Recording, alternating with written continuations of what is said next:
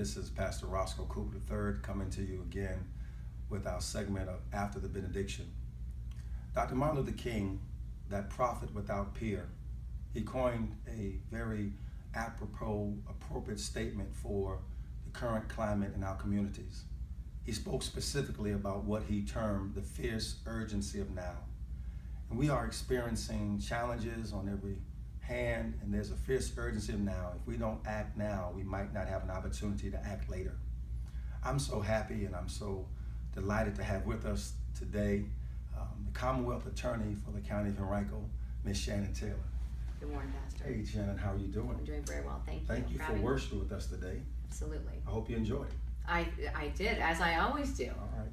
So tell me, Attorney Taylor, given what's going on in our community, given what's going on with law enforcement as well as our citizens and residents, what's your take on what's going on? Well, this is an issue that affects everybody involved. Citizens of Henrico expect to be able to wake up every morning, go to work, or do whatever they are doing throughout the day to know that their homes are safe, to know that wherever they are going, that they will be safe. And so they count on law enforcement. And I look at the prosecutors as part of that law enforcement community. So when I think about what has happened over the last 10 days, it hurt me. It hurt me to my core, because we were trying to figure out what exactly is going on. The events that had happened in Ferguson, there was quite the upheaval from that. There was much dialogue, much discussion, and the question became, what was the result of that community engagement? And here we find ourselves in a very similar situation, 2 years later. So what we're hoping to do is we're hoping to have everybody involved in the process, whether it be community, citizen, community activists, community leaders, law enforcement, in all respects, to be able to have that conversation and find out what exactly is going on.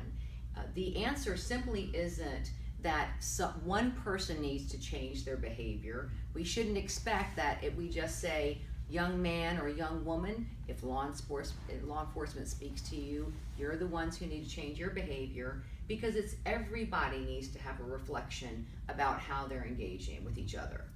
Well, to your point, oftentimes people state that to be a Christian means that you are not engaged in what's going on in the community from a social perspective. But the prophet Amos said in Amos chapter 5, verse 24, he said, "Let justice roll down like waters and righteousness like an ever-flowing stream." God calls us as Christians to be spiritually equipped for the challenges that are ahead as we seek to live as kingdom citizens. But he also likewise causes us to be socially engaged, to speak truth to power, to be a part of the process, to seek to be a part of the solution, and to recognize and realize that we're in this together, that I need you and you need me to survive.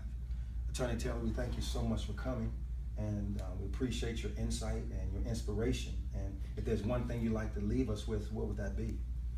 That, to quote President Obama, we can do better. And the one thing that I know that Henrico County and the metro area is that we will do better.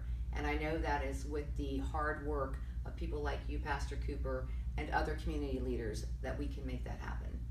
Our president said the other day, he said he's fired up and ready to go. And if we're really going to be difference makers, if we're really going to be agents of change, of liberation and transformation for our community, if we're really going to show our children to be models and mentors for what they can be and what they can do, then we've got to realize that we are the ones that have to make the difference. My prayer is that if you weren't able to make it to the sanctuary at the Rising Mount Zion Baptist Church this week, that you'll come join us next week, 8:15 and 11:15, Sunday morning. We also just want to leave you with this, that your greater is later, and that what's ahead of you is behind you. And we pray that God's favor will find you and God's blessings will be upon you. Peace.